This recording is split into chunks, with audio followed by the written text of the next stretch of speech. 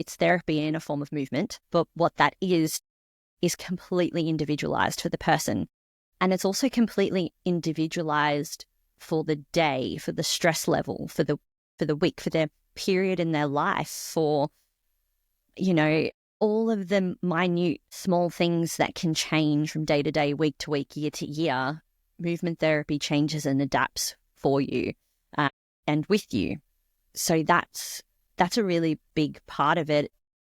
Movement therapy is about learning as well as about coaching. So part of what we do is ask a shit ton of questions, basically. I ask so many questions of my clients. I don't ever really stop asking questions. And that question feedback, that question answer format gives me the basis and a level of understanding of someone's mood, their emotion, their psychological state, their bodies, their body state, how a joints moving together and separately. And the journey of movement therapy is really different for each person, but it's really cool because it can be so different. The challenge is, the way that I like to see movement therapy is like a bit of a problem solver. You have to be a bit of an expert generalist. So the clients who I end up seeing, I don't want to say that they have problems, because we all have problems, we all have issues, but they can be complex and they're challenging to digest. And these, complex challenges aren't necessarily suited to any professional in the industry. Like you said, the learning aspect for me, I've been doing what I've been doing now for 18 years. It's quite a long time. And like you said, I started doing it when I was 19, and there was no way I was a movement therapist at 19. I was, coaching young girls for aerobics, and I was just coaching kind of friends of the family and just getting people moving and understanding. But through each course that I've done, through multiple mentors, through so many different experiences, you take all of those components and now you have this library of experiences and knowledge to draw from so that you can apply that to the person in front of you.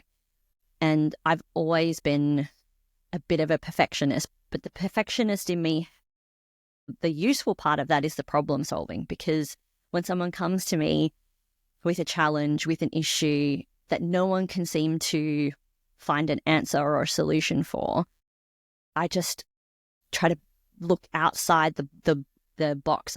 I find ways of creating movement that, a lot of people have called weird or whatever, but it allows people to move in a way that's safe for them with whatever issue they have going on, so that then they can make exercise and movement a part of their life long.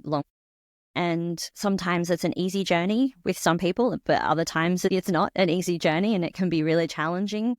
I was thinking about this the other day. It's like movement therapy is like you're working with an onion, and you kind of like peel away the first layer of somebody, and then all of a sudden you've got a whole new, like all new things to kind of look at and deal with. And then you peel back another layer and you peel back another layer. And I find it infinitely fascinating how one person can be made up of so many different experiences and then just defy logic or defy common convention.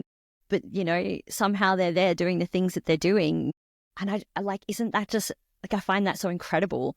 And that's what I love about movement therapy, is that there's not a single way to solve things. It's not, like if you follow steps A, B, and C, then you'll have a healthy life forever. It's not like that. It is completely about the individual.